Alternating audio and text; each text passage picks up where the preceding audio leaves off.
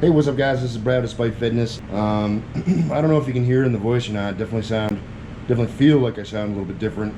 And that's because I came down with a pretty interesting case of pneumonia. So I haven't really done much in the way of training since, well, basically I took a whole week off. So a week and a half ago, essentially, Wednesday was my last training day, which was a deadlift. And then I started feeling very not well, and that kind of progressed through the weekend. And then it was a long weekend because of the holiday. And then I had an opportunity last Tuesday to go to the doctor, and doc said my lungs sounded a little weird, so they did the chest X-ray kind of a thing and confirmed pneumonia. So put me on some antibiotics and things like that, and started feeling good. And I feel well enough now, a week later, that I'm going to go attempt to get into the gym. Today's video, maybe I just kind of want to demonstrate to you guys how I kind of get back into training after having taken, you know, a week and a half off and been, you know, fairly ill.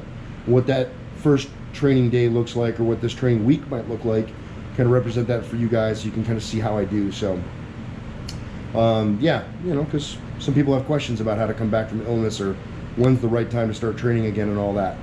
And my answer for when the right time to start training again is when you feel like you can. And so today I feel like I can. So I'm gonna get a light jog on the treadmill and just see how I hold up, how the lungs feel, with getting my breathing rate up. So hopefully I can sustain a mile at whatever speed. I'm not really worried about the speed. And then we'll get into some squatting and things like that. So should be good. Gonna finish getting ready, get myself going. Take a little bit of a pre-workout, I think, today, and we'll get moving over there. So I'll see you guys over in the gym. All right, made it over to the gym on the treadmill. Gonna get going. Again, just get a mile in. See how well I tolerate that. Hopefully, maybe it'll help me break up some whatever's left in my chest and my lungs. Be able to bring it up.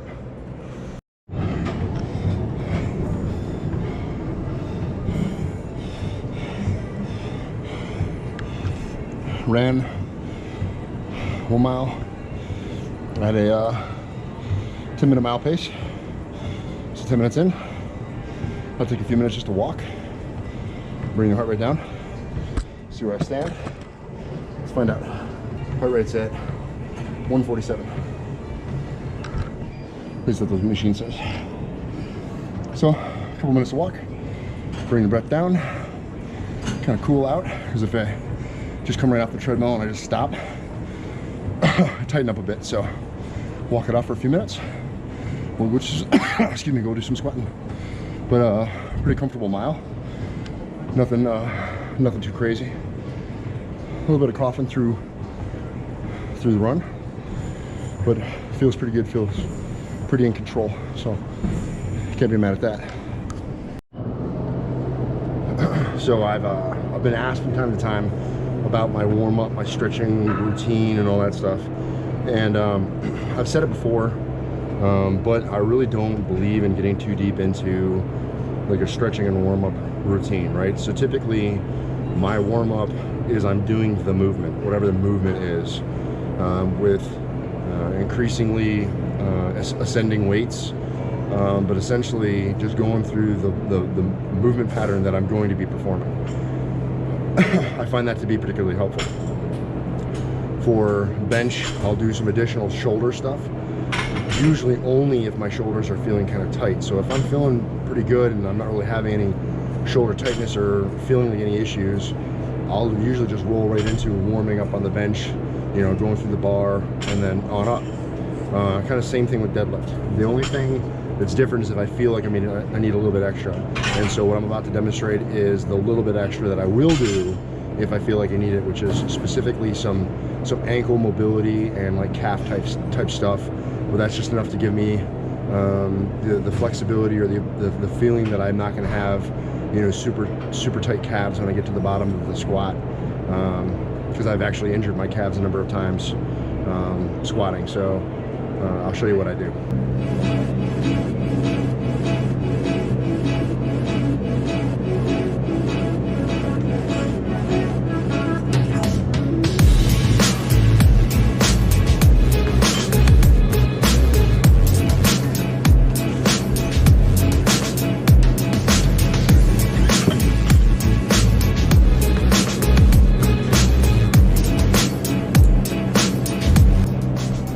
So there you can see basically just kind of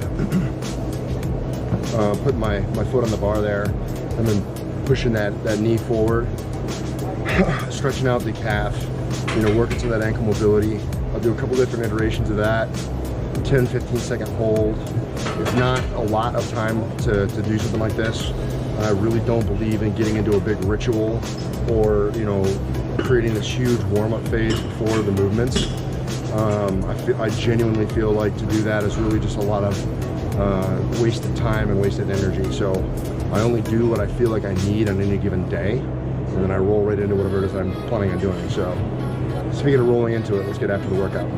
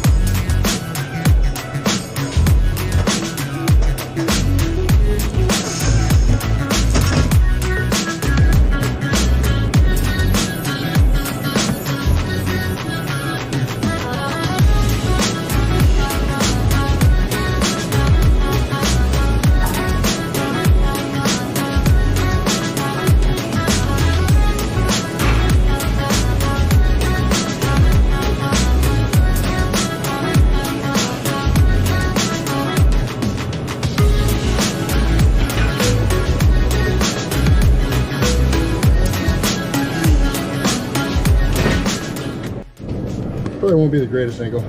I've been working with my shark grips. Can't really see them, but I got them on the pull-up bar here. For a long time, I've just been working with sets of 5. Today I'm doing 6s, progression.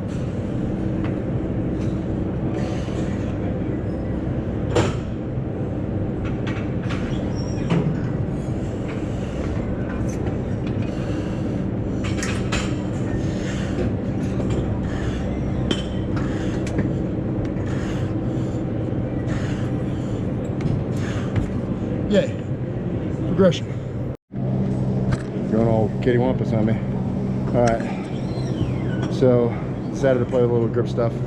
Did my shark grip pull-ups. Then I'm messing around with Rolling Thunder. I was just doing some training with 135. No, I'm sorry, I did some training with 145. I was feeling pretty good. So I was like, well, I'm doing some training, like some 5-second holds with 145. Maybe I could beat my old PR, which I'm pretty sure the heaviest I've gone through is 165 pounds. So now I got 170 pounds on the pin right now, not including whatever the pin weighs. I only count the bar weight. So not including what the pin and the handle weigh, I don't know. But 170 pounds, let's see if we can beat it today. New PR, potentially.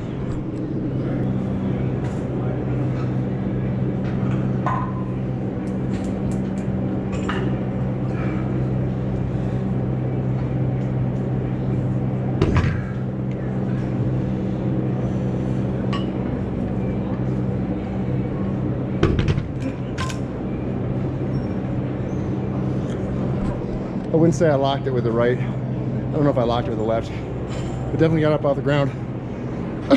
which is progression, better than it was. I mean, before I don't think I'd get 165 off the ground for sure.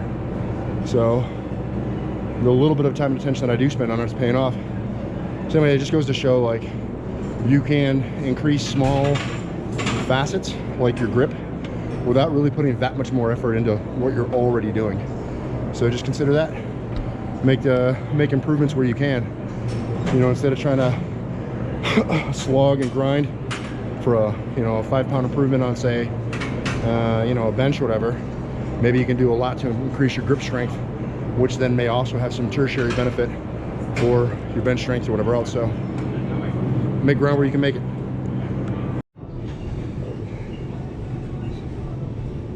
So just on the kind of the downward slide of the workout here, got my squatting in. I did some grip strength stuff. Worked with the Rolling Thunder. Got close to an EPR. Then I did some grip stuff that I didn't capture.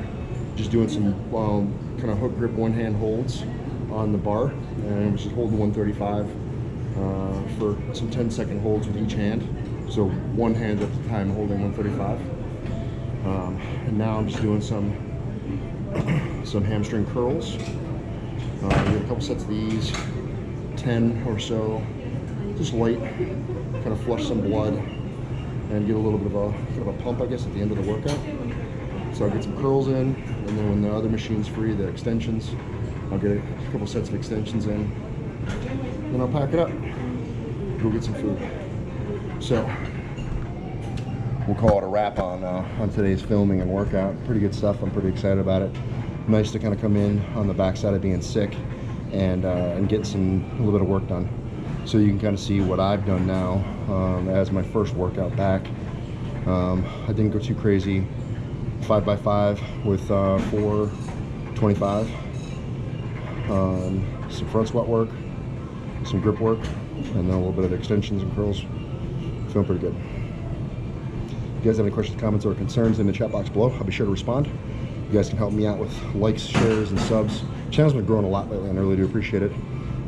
Really just want to see how big we can make this. So if you haven't subbed up yet, please consider, and that'd be great. Remember, guys, no matter what it is you think you can't do, like get over a cold, get your ass back in the gym instead of taking like 3 months off. You got to get in and train despite. You're either going to find an excuse, you're going to find a way, and I hope that you continue to find the way. Appreciate you guys watching. I'll see you in the next one. Peace.